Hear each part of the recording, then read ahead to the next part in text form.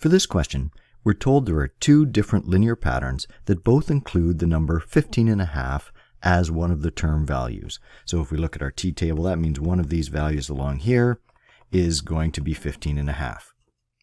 The question then asks us, what could the nth terms be, so what's the general term, if each pattern also has 30.5 as a term value? So they're asking you to make up a general term here, and the key thing that I think I would focus in on is the two numbers 30 and 15. So I'm going to ignore the half pieces for a little bit for the moment and just focus on the 15 and 30.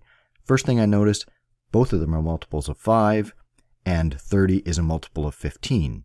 So that can probably work that to my advantage. So the first thing I'm going to do is I'm going to focus on that 15.5, and I'm going to say that I'm going to start with first term value is going to be a half. And for convenience, we're going to recognize that 1/2 is the same as saying 0.5. It's just a little bit easier to write. So in my first t-table here, I'm going to say the first value is 0.5. And I'm going to then do increments of 5. So I'm going to add 5 each time. So I go to 5.5, 10.5, 15.5, 20.5, 25.5, and 30.5. So I'm adding 5 each time. So I've met the two criteria there. I've got the 15.5, and I've also got the 30.5. Now what about a second sequence? Okay, so for the second sequence, rather than starting at 0.5, I'm going to say that my second term is going to be 0.5.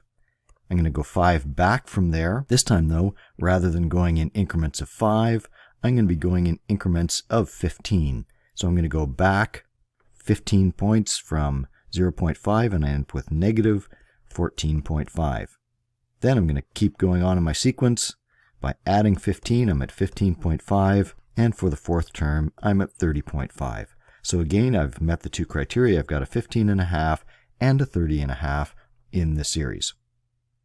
So now that I've got that information, I want to find the general term for both series. And remember, the method I like to use most often is to go to find the zero value. So the zero term, that means I'm going to subtract 5 from 0.5, and 0.5 minus 5 gives me negative 4.5. And negative 14.5 minus 15 would be negative 29.5. So once I've got my zero terms for each one, remember the interval here, that's the coefficient that is going to be attached to n. So I've got 5n. And then I want to add something to it. In this case, I'm adding a negative 4.5, or which is the same, of course, as subtracting 4.5. So there's one general term, or an nth term. Now for the second series, using the same approach, there's the coefficient of n. So we've got 15n.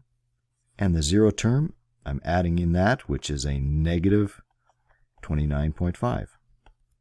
So there's my second general term. Now to help make this a little clearer as to what's going on, I've gone ahead and I've graphed both of these lines in Excel. So you can see I've got the same set of data on the left for Series 1 and Series 2, and then I've graphed both of those lines, and you can see that each of them contains the data that you would expect. Each of them contains the 30.5 and the 15.5, and the two lines at some point cross each other. Now you can see I've added in a third series of data. And if you look closely, you'll see that the interval between each of these pieces of data is still 5. The only difference is they've also got another value added into them, so this one is always 3 bigger than the first series. So 8.5 is 3 bigger than 5.5, 13.5, 3 bigger than 10.5. So all that's done is shifted the line up a little bit, but it's still exactly parallel to the first line. So this becomes important in answering the second question. The second question says, could the term values that follow 15.5 also be the same? In other words, when we're looking at this table of data, is it possible, if we've got these general terms, to meet all of this criteria, that it can be 15.5 and then have another number that comes after it that's exactly the same? So could this series also have 20.5?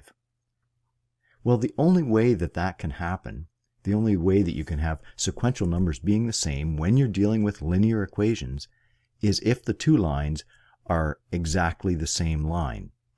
So the only way you can have two linear equations that have two sequential numbers that are the same in both series is if they are the same line. And if you think about it, it kind of makes sense, right? Because if you look at the orange and the blue lines here again, even though the blue line is at 15.5 when it's term number 4, it's only increasing by 5 each time, whereas series 2 is increasing by 15 each time. So there's no way you can go from one term to the next and be at the same value, because each one of them, by definition, each term is increasing by a different amount.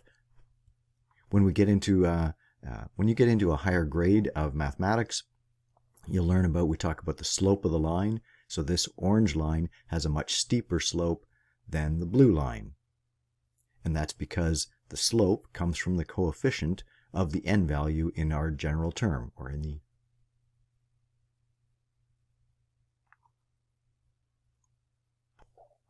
So the answer to B is no,